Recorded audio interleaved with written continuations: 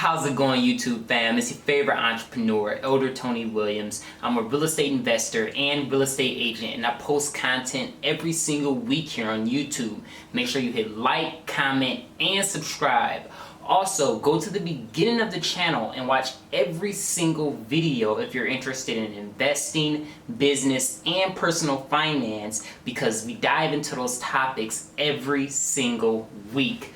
With that, let's get into the video. In this video, I want to explain how to purchase your first rental property. I purchased my first rental property at the age of 21 with only a couple of $1,000s to my name. But I had a goal to make sure I start an investment portfolio as young as I can in real estate and stocks. And if you're young, I highly recommend, actually I beg you to watch this video from beginning to end, because time is on your side. You can use the power of compounding, so by the age you are at retirement, let's say 60, 65, you will have millions and millions of dollars of real estate and stocks. Also, everything I mentioned inside this video will be listed in the description below. With that, let's jump on my computer. I invest in the Cleveland, Ohio area. This is my market. So what I do actually here, so this line here indicates the inner city of Cleveland. What I do is I invest right here on the outskirts of the inner city of Cleveland. That's my market. That's where I find some of my best deals. Right here along the outskirts of the inner city of Cleveland. So once we have our area and where we want to invest, I actually love investing right here in the south, right here in the south side of the inner city of Cleveland, and I really love this area.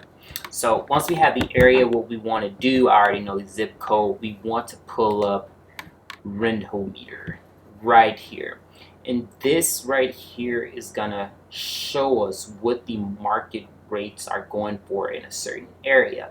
So once we get the address, we'll be able to drop it in and we'll be able to see what those rents are actually going for. Another thing we're gonna check is the Facebook Marketplace. This is the area, I had already researched it. The 44137 area is where I invest. So let's jump right over to Redfin. It's many sites out there you can actually check and look and see what properties are in a certain area. We have Zillow, we have many of them. I love Redfin, even though I do have access to the MLS because I am a realtor, I still love using Redfin as well. So we'll pull up here, we get a chance to actually see all the properties here in the Maple Heights area. So what I do here is we can actually filter, and we can see properties that are currently for sale and properties that have already sold, which is beautiful because you can kind of see what the market is going for and the date that it had sold. I mean, the MLS is way more detailed, but when starting out, this is a great tool to be able to use to be able to see what the homes are actually going for. So let's turn that off. Oh, there we go. Alright, let's turn this back off so we can actually see the properties that are for sale. The ones I love going for, you know, you got to find your niche, the one you love to purchase, and you kind of know what the market is going for. Me, I love doing single family homes with at least 3 bedrooms, and then I'll do 1 bath. So I've narrowed it down here. Let's apply my filters, see which homes I come up with. So let's start here from the lowest price to the highest price. I want to see which homes we have. So we have some really low homes here, but these I'm pretty sure are going to need a lot of work. And I'm pretty sure they haven't did the POS, which is the point of sale inspection. So in the Ohio area, it's many communities that have you do what's known as a point of sale inspection here, to where it has to be up to code before the property can actually change title. When you're buying your first actual property, what you want to do is make sure it's past the point of sale inspection. You don't want to go through all those hoops and everything on your first deal if your city has a point of sale inspection, you definitely want to look into that and do your research. But yeah, you don't want to actually have to go through all of those hoops on your first deal. You possibly just want to get something that's cosmetic repairs only and below market value. So what we can do is we can scroll, we can see pictures on each one. That one looks pretty good.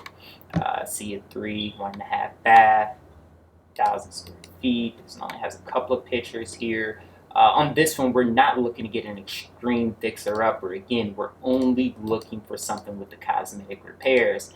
And with these prices, we can afford to jump into one of these properties and get a lot of cash flow. Here's a really nice one. I love the brick aspect of it. So if we jump in, let's pull up these pictures. As you see, this home here, beautiful. See, almost no repairs needed to be done. Furnace, it does look a little bit dated. Probably furnace, hot water tank, which are some pretty big expenses. If we go back here, it looked like they redid the floors. It might have been leaking down here. You'll definitely want your inspector to check the home. But nice deck on the back, 1-car garage, not bad. Has a few cracks there. Tree in the yard. That's and it's really close to the house. This one I might be skeptical of, just because you see it's kind of raising the concrete there from having that tree. A couple of trees, but other than that, it looks like a beautiful home. So let's actually go back, and we have our price here, what they're selling it for, the square footage, 1,000 square feet, which is average here in the Maple Heights area. So let's jump and see what these rents are going for. Let's copy the address, jump over to a meter, boom, and select Maple Heights, and up we have a 3-bed, and let's analyze. Aha, here we go. So if you see right here, we're able to actually see the area and see what these rents are going for. It looks like the average is about $951. So let's jump back over to Redfin, and if we scroll to the bottom of Redfin, it actually gives us details of the property, lot size, time on Redfin, and then if we scroll all the way down, gives us the payment calculator, which is beautiful. So if we did 20% down, just $10,600, we'll actually be looking at a monthly payment of about $350. Now these are just quick math. This is not your final expenses here when purchasing a property, but it just gives you a great idea on the spread. So even if, let's pull up the calculator, and it was $950 and we were paying $350, we're looking at about a $600 spread, which is crazy good as far as cash flow. Remember, it's not your final cash flow because we're not accounting for vacancy and everything like that, capex and all the repairs that may have to go into it. So that just gives you a basis, and this is at a 3.25 interest rate. Rates are great right now. So actually, if we jumped over here, I actually have a detailed sheet that I can actually enter everything into. Alright, here we go. So I created a little Excel spreadsheet for myself to be able to analyze properties. If we purchase this one here, it's actually going for $53,000. My target price is around $50,000. So we purchased it for $50,000. CAD closing cost about $2,500. Beds, you can always, I made it editable, so I can edit it for myself in square feet, so I know exactly which property and the addresses that I'm actually working with here. So I just edited this out here as the last property I was looking at. So we can leave that blank. Then if we come down here, we can actually see the price, the total cost, how much of a down payment, which that will be 20% if I was doing 20% down. Then you can put the after repair value, you estimate that. That's if you have to put a lot of work into it. We're just running this for here for the numbers so we can kind of see how many units. I can do multiple units if I'm purchasing a multiple unit building. $950, let's say the rent's going to be. And then I got 5% here for vacancy, 10% for management fee, and then maintenance, capex, costs here annually, and then I have it monthly. And then here we can see total investment, the loan amount, and then if we go down here, I have a 3.5% interest rate, which is popped before, but you can actually adjust this. So if it was like if you got something crazy like a 5% interest rate, you can actually do 0.05, then you'll see everything had changed for the actual rate that you're getting, depending on your mortgage broker and how good they want to look out for you. So if we're getting 0.035 rate, I don't know why it shows 4, but it is a 3.5 rate. Then also you can actually change this. So let's say we wanted to go below market, so we can actually have our pick tenants. So if they say, hey, the averages in the area is 950, what if we're renting ours out for 925, saving our tenant $25? So that way we get more people applying, which is a strategy I like to use. We get more people actually applying for this property when we purchase it. So I normally always get around an $800 insurance on these type of properties with my insurance broker. And then we have our income, our expenses, mortgage, and then this is our cash flow right here. And this is a very nice amount of cash flow to have on this property, and that is accounting for vacancy, and then you can make an adjustment to your taxes as well. I actually didn't make that adjustment. We can actually see what the taxes is by jumping right over to Redfin, scroll right down.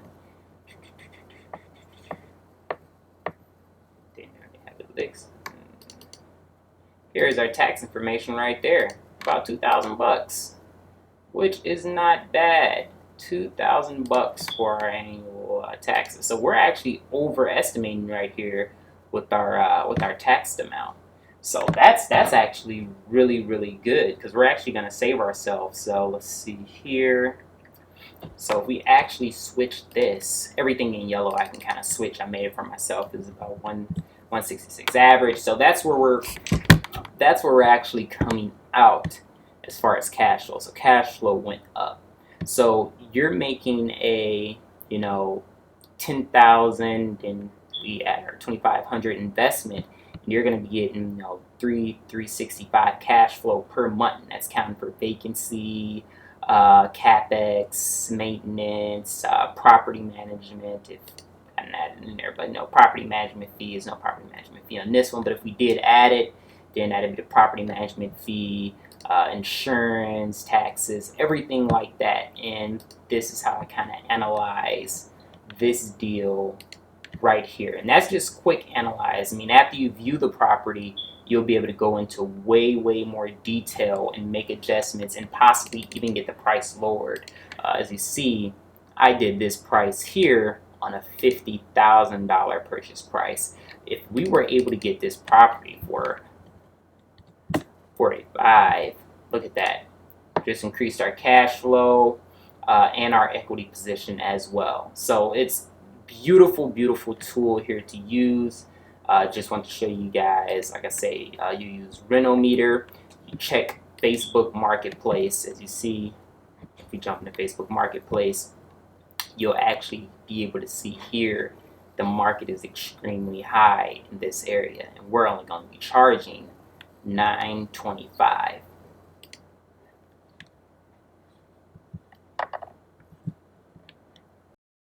Okay, so now that we have a potential property with good cash flow, it's time to get pre-approved. Now you can go to your everyday bank to get pre-approved, but I highly recommend that you do go to a mortgage broker. The reason I recommend a mortgage broker is because they're on commission, and when you get approved, that's when they get paid. So they can actually shop around to find you the best rates and the best terms with multiple lending institutions. And then once you get that loan, they're going to work hard to get that loan, because remember, they're on commission.